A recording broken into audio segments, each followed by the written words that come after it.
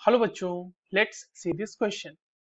Assertion है हमारे पास जहाँ पे दो ऑर्गेनिक कंपाउंड्स गिवन है और ये पूछा जा रहा है कि ये दोनों आपस में मेटामर्स हैं। ठीक है।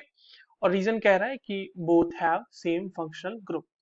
और असर्शन रीजन के सही होने पे और या फिर उनके एक्सप्लेनेशन के बेसिस पे जो चार कन्वेंशनल ऑप्शंस होते हैं वो हमारे पास चार अलग अलग ऑप्शंस में गिवन है। तो चलिए इस क्वेश्चन को सॉल्व कर लेते हैं बच्चों। सबसे पहले ये देखते हैं कि इस क्वेश्चन को सॉल्व करने के लिए हमें कौन से की कॉन्सेप्ट की जानकारी होनी चाहिए। देखिए ये जो सवाल है ये बेसिकली हमारे पास अमाइड फंक्शनल ग्रुप से रिलेटेड है। तो अमाइड के बारे में हमें बेसिक्स अगर पता होती है तो हम इस क्वेश्चन को बहुत ही आसानी से सॉल्व कर सकते हैं। ठीक है। और हमें यह भी पता होना चाहिए कि मेटामर्स एक्चुअली क्या होते हैं। देखिए मेटामर्स की अगर हम बात करें तो मेटामर्स जनरली जो होते हैं वो मेटामर्स, ठीक है। Now metamers are isomers first of all, structural isomers. और आइसोमर्स कहने से मेरा मतलब ये है कि उनका मॉलिक्यूलर फॉर्मूला होना चाहिए सेम, मॉलिक्यूलर फॉर्मूला होना चाहिए सेम। ठीक है। और क्योंकि ये एक स्ट्रक्चरल आइसोमर होता है तो उसका स्ट्रक्चर डिफरेंट होना चाहिए। ठीक है। स्ट्रक्चर डिफरेंट होना चाहिए। अब देखिए मेटामर्स पे स्पेसिफिकली बात करते हैं। मेटामर्स वैसे फंक्शनल ग्रुप्स में ऑब्जर्व होता है जो डाइवैलेंट होते हैं, जैसे ट्राइवैलेंट होते हैं। तो उसमें क्या है कि अगर हम जो दो साइड पे ग्रुप लगे हुए हैं, जैसे हम अमाइड्स की ही बात करें क्योंकि हमारे क्वेश्चन में जो गिवन है वो अमाइड है। ठीक है। अब आप यहाँ पे देखें तो हमारे जो क्वेश्चन का फंक्शनल ग्रुप है बच्चों वो क्या है, वो है HC double bond O N, यहाँ पे लगा हुआ है CH3 और यहाँ पर लगा हुआ है CH3।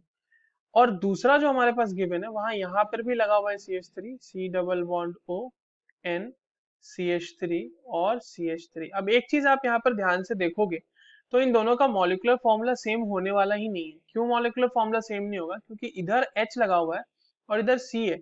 एक कार्बन बढ़ गया, बाकी पूरा का पूरा स्ट्रक्चर आप देखिए ये सेम है, ये वाला सेम है दोनों में, राइट। तो इसका मतलब ये दोनों आपस में तो आइसोमर्स की तरह रिलेटेड हो ही नहीं सकते।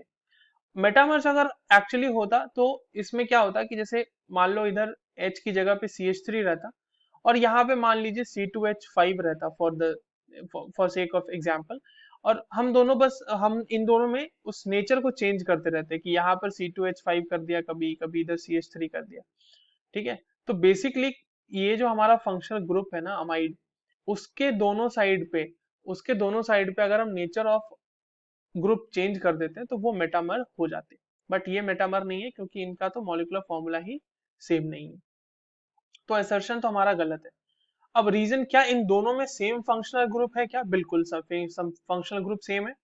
क्योंकि अगर हम इन दोनों के फंक्शनल ग्रुप की बात करें तो फंक्शनल ग्रुप इन दोनों में जो है बच्चों वो अमाइड है। अमाइड कहने से मेरा मतलब है C double bond O N, ये बॉन्ड इस तरह से खाली है तो ये जो ग्रुप हमारा दिख रहा है ना, this group is basically amide.